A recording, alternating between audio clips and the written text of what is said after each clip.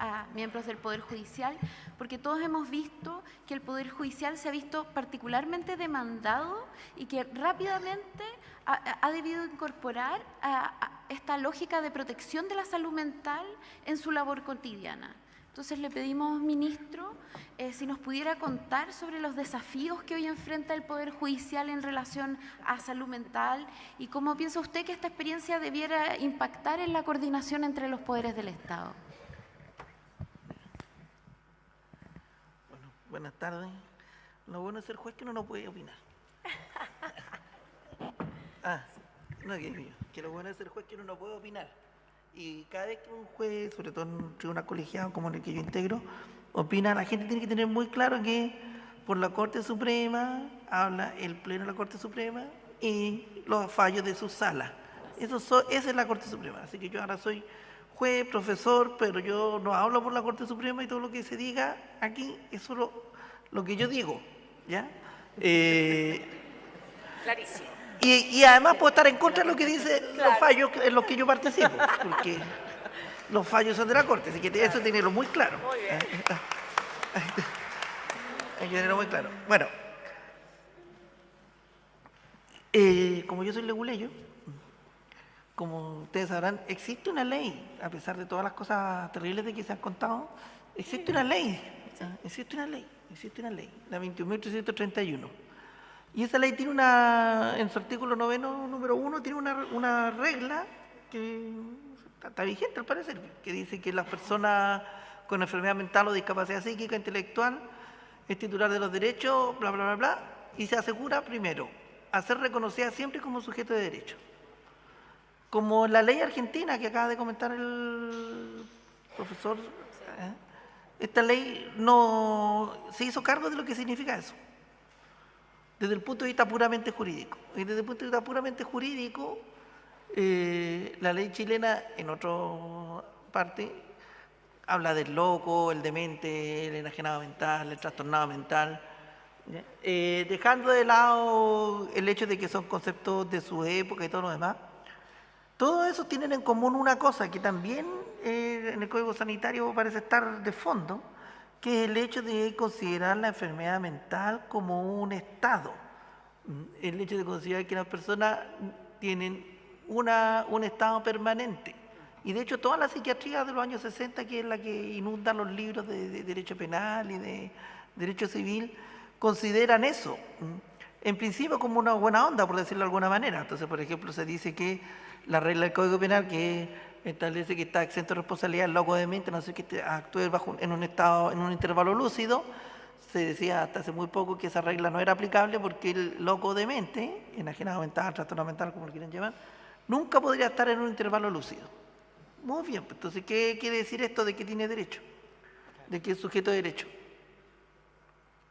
No tiene ninguna vinculación la idea de que la discapacidad mental de alguna manera es parcial, se refiere a momentos de conducta, a trastornos emocionales, a veces son trastornos fisiológicos, físicos graves que impiden la conectividad neuronal y todo ese tipo de cosas, pero por regla general las personas con discapacidad mental, como dice la ley, no parece que sean personas muy diferentes a los que no tienen discapacidad mental, salvo en aspectos particulares de su vida o de sus conductas en ciertas circunstancias.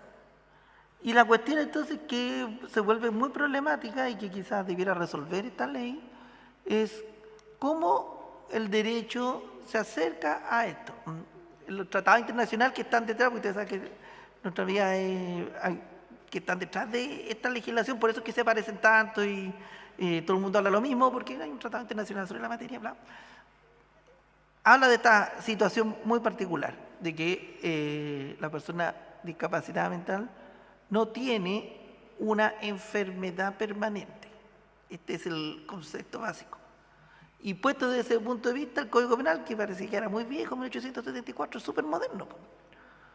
Porque lo que en realidad dice, si uno lo mira desde el punto de vista de hoy, lo que dice es, mira, es probable que una persona con una discapacidad mental, así como una persona con una discapacidad física, que no pueda ver o que no pueda oír, o con un problema puramente sensorial de en un momento determinado no perciba la realidad como es, ¿ah? Sufre un error y crea que le está disparando a un oso y le está disparando a una persona. O crea que se está defendiendo un enemigo y es su hijo que viene en la noche borrachito entrando a la casa. En todos esos casos la situación jurídica es la misma. Una persona cree que está ante un hecho que no es. Las razones por las cuales la persona padece ese error pueden ser ambientales, por decirlo de alguna manera, que no dependen de ella, porque la luz, el aire, el sonido, las circunstancias que se encuentra, o pueden ser fisiológicas, porque no ve bien, porque está enfermo de la vista, porque no oye bien, porque, etcétera, o pueden ser producto de una discapacidad mental que no puede transformar bien los estímulos que recibe, y entonces ve personas donde no hay personas, ve enemigos donde hay amigos y todo ese tipo de cosas. Bueno, en todos esos casos la situación es la misma. Una persona está bajo un error y para el error existe una regla vieja en el derecho, que también está en la Biblia, que por eso es bueno a veces darse cuenta de las cosas. Perdónalo, Señor, porque no saben lo que hacen.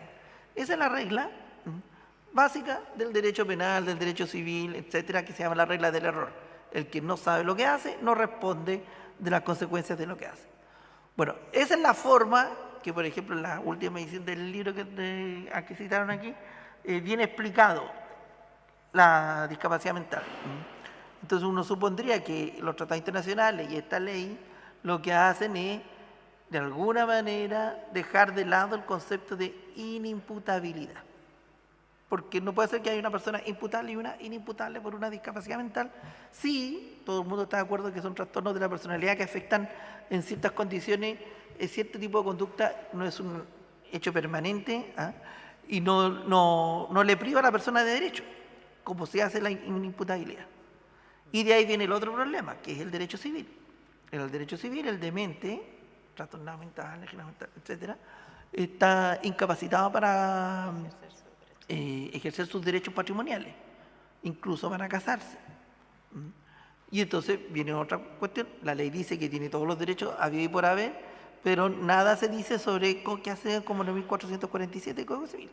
Supongo que también será una cosa que vendrá en esta nueva ley de tratamiento integral, porque son las cuestiones de que hay que ocuparse.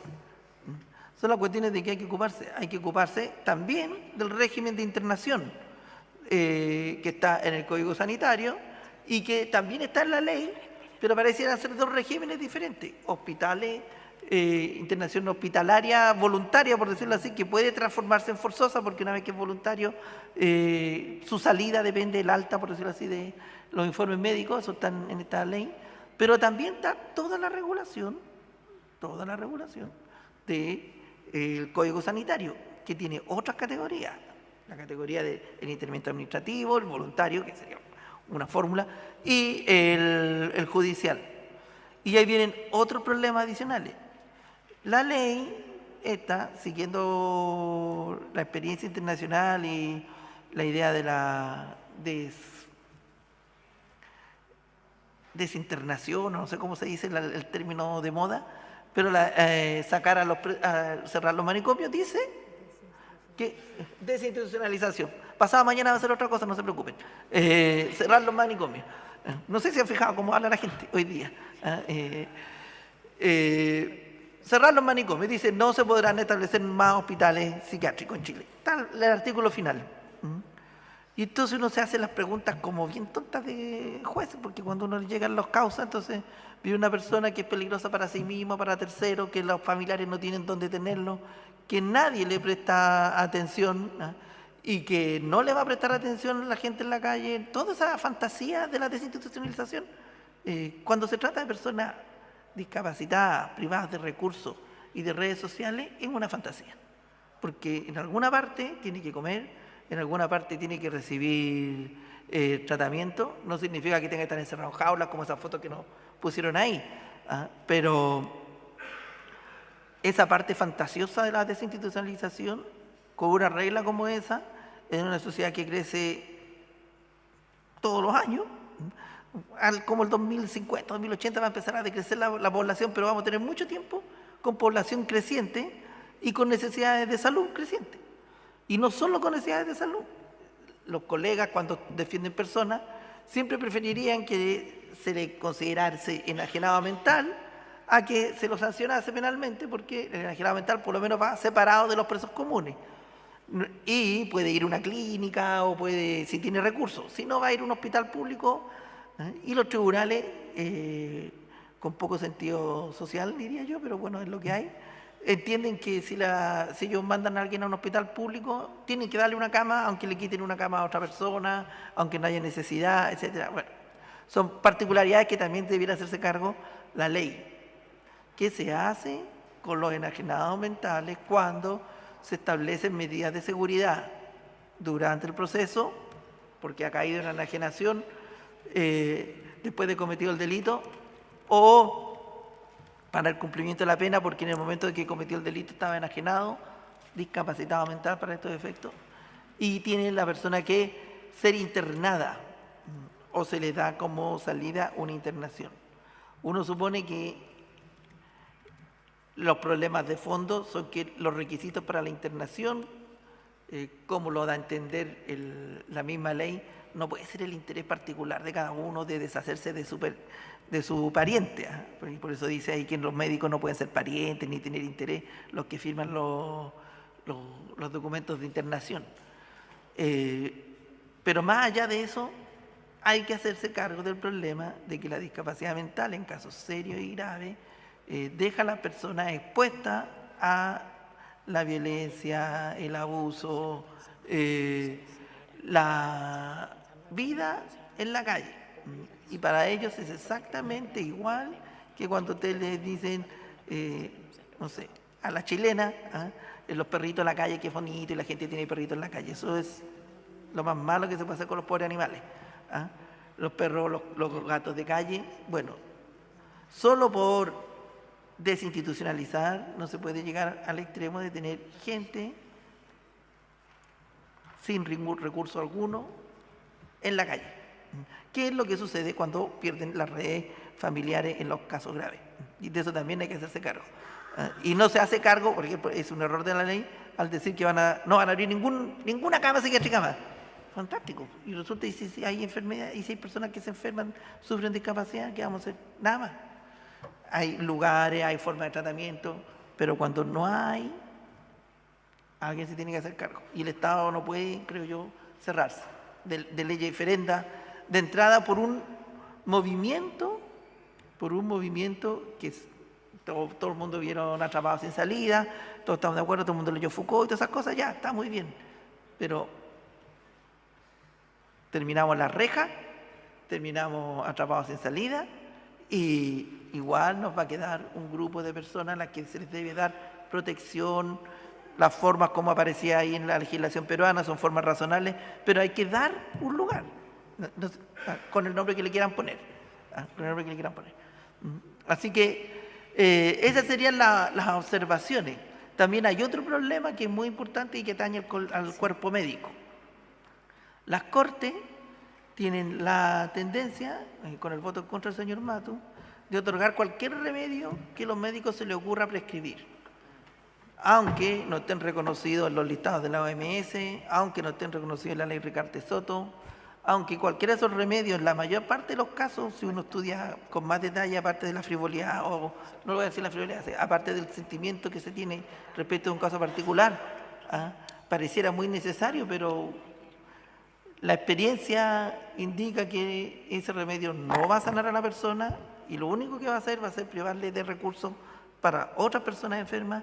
De eso también se tiene que hacer cargo la ley, porque no puede ser que los tribunales estén dando solamente porque uno mira en internet, oye, este remedio puede servir, no es mi caso, pero otros colegas sí, sin que haya una regulación. ¿Y cómo se defienden los tribunales de hacer esas cosas? Bueno, muy sencillo, dicen, pero si hay informe médico, el médico tratante.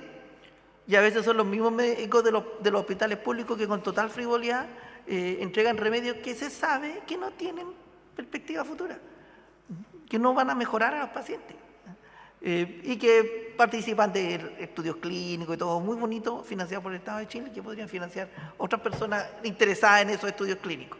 Mm.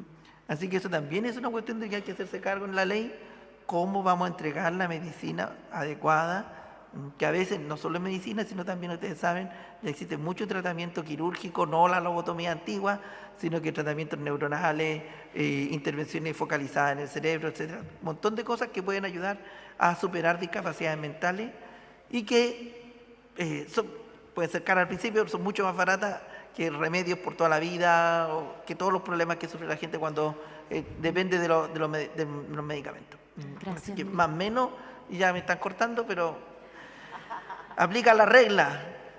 No me invita, ¿para qué me invitan si saben cómo me pongo? Es una dura labor, perdón. Pero hemos escuchado dos de nuestros representantes de la mesa y hemos abierto, al menos yo